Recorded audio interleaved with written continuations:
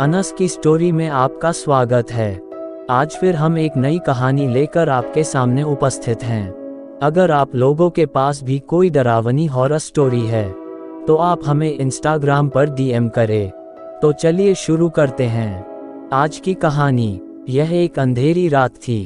ठंडी हवाएं खिड़की से टकरा रही थीं। बारिश की बूंदें धीरे धीरे गिर रही थीं। कमरे में सिर्फ एक लैपटॉप की रोशनी थी। रवि, एक 18 साल का लड़का, अपने लैपटॉप पर ओमेगल चैटरूम में लॉगिन कर रहा था। वह अकेला था और बोर हो रहा था। रवि ने चैट शुरू करें बटन दबाया। स्क्रीन पर एक अजीब औरत का चेहरा दिखाई दिया। उसके चेहरे पर झुर्रियां थीं और उसकी आंखें काली थीं। उसने एक काली हुडी पहनी हुई थी। रवि ने कहा, हेलो। महिला ने भी कहा, हेलो, तुम्हारा नाम क्या है? रवि ने कहा, मेरा नाम रवि है। तुम्हारा नाम क्या है? महिला ने कहा, मेरा नाम रूपा है।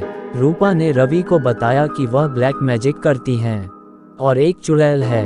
रवि को विश्वास नहीं हुआ, लेकिन उसने रूपा से बात करना जारी रखा। रूपा ने रवि को बताया कि वह ब्लैक मैजिक कर सकती है। उसने रवि को दिखाया कि वह हवा में जादू कर सकती है। रवि डर गया था, लेकिन वह रूपा की शक्तियों से मोहित भी था। रूपा ने रवि को एक खेल खेलने के लिए कहा। उसने कहा कि वह रवि को 3 मौके देगी। यदि रवि तीनों मौकों में रूपा को हरा देता है तो रूपा उसे जाने देगी। रवि ने खेल खेलने के लिए हामी भर दी। रवि को अभी भी विश्वास नहीं हो रहा था। रवि भूत प्रेत और ब्लैक मैजिक में बिलीव नहीं करता था। रूपा ने रवि को पहला मौका दिया। उसने रवि से एक सवाल पूछा। रवि का जवाब गलत था। रूपा ने रवि को दूसरा मौका दिया। उसने रवि को एक काम करने के लिए कहा। रवि काम करने में असफल रहा। रूपा ने रवि को तीसरा मौका दिया। उसने रवि को एक जादू का मुकाबला करने के लिए कहा। रवि मुकाबले में हार गया। रूपा ने रवि को हरा दिया। रूपा ने रवि से कहा कि वह अब उसे मार डालेगी। रवि को रूपा की बातों पर विश्वास नहीं हुआ। रवि ने रूपा से कहा कि वह उसे नहीं मार सकती। रवि ने कहा कि ये ब्लैक मैजिक कुछ भी नहीं होता। रूपा ने रवि से कहा कि तुम मेरे साथ कुछ लाइन रिपीट करो। रवि ने कहा, ठीक है। रूपा ने पहले कुछ मंत्र बोले। रवि ने भी रूपा के साथ वो मंत्र बोले।